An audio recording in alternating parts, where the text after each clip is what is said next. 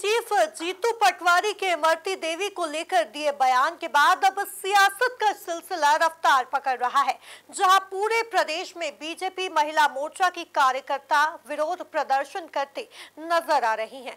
दूसरी ओर पटवारी ने अपने बयान पर सफाई भी दी है। बावजूद इसके विरोध प्रदर्शन का सिलसिला थमने का नाम नहीं ले रहा है।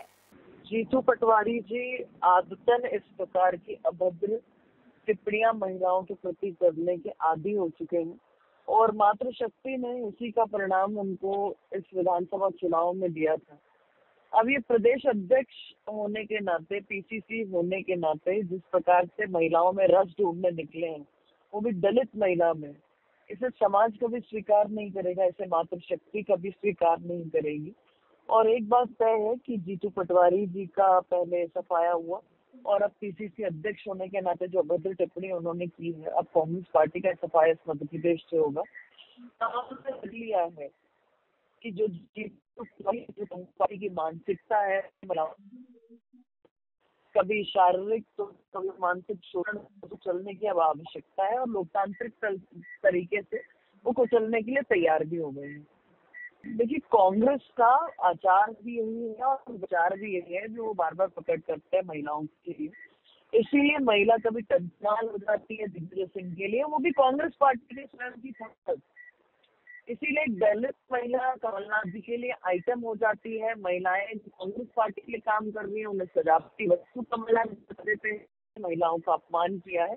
जनता सहित मैं भी ढूंढ रही हूँ कि प्रियंका गांधी कहाँ है जो नारा देती है लड़की हूँ लड़ सकती हूँ, अभी दिखाई क्यों नहीं दे रही कहीं पर भी। गिद्ध राजनीति के लिए तो प्रियंका गांधी जी के पास, राहुल गांधी जी के पास बहुत समय है, पर जहाँ आवश्यकता होती है, जहाँ महिलाओं का अपमान होता है, वहाँ ये चुप कर बैठ जाते हैं।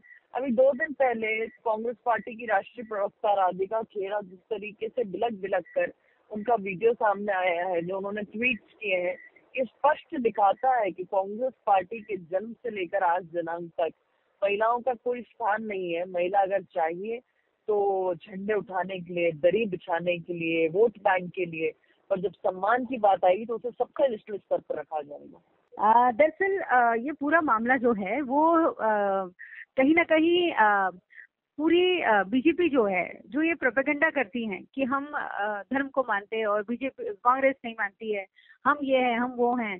तो अगर जब आप इतना धार्मिक आप में है, धार्मिकता है, तो आप कैसे श्री हनुमान जी और श्री राम जी के जो हमारे भी आराध्य हैं, आप कैसे उनके पोस्टर्स पर चढ़ सकते हैं, पैर रख सकते हैं?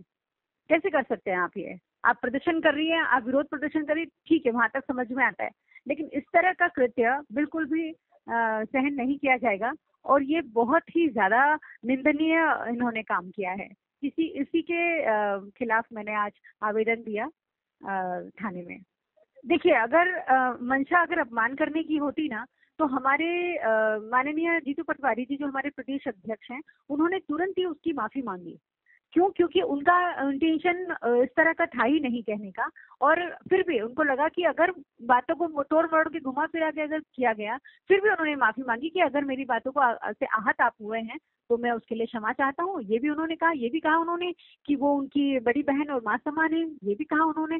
तो ये सारी चीजें होने के बाद अगर आप इस तरह का प्रोपेगेंडा करते हैं तो ये तो गलत है ना। और जहां तक रही महिलाओं के सम्मान की बात, तो आपको मैं बता दूं कि बीजेपी के हर एक बड़े से बड़ा और छोटे से छोटा नेता, आप देखिए, आप वो चित्र देखिएगा, आपको ध्यान होगा जहां द्रौपदी मुर्मू जी हमारी राष्ट्रपति खड़ी हैं, सम्मान दे रही हैं लाल कृष्ण आडवाणी जी को, और हमारे माननीय प्रधानमंत्री जी बैठे हुए हैं। तो आप उस चित्र को देखकर ही समझ सकते हैं कितनी भावनाएं हैं महिलाओं के प्रति, महिलाओं के सम्मान के प्रति। तो ये जो अहंकार, ये जो घमंड है, ये कहीं ना कहीं इनके तो वक्तव्य में श्रीमती सोनिया गांधी जी के खिलाफ कई बार आया, ममता बनर्जी के लिए कई बार आया, कई लोगों के लिए आया, और अभी आप देख रहे हो कि किस तरह से ये लोग महिलाओं का अपमान करते आ रहे हैं। तो उसमें बोलने की तो बात ही नहीं है।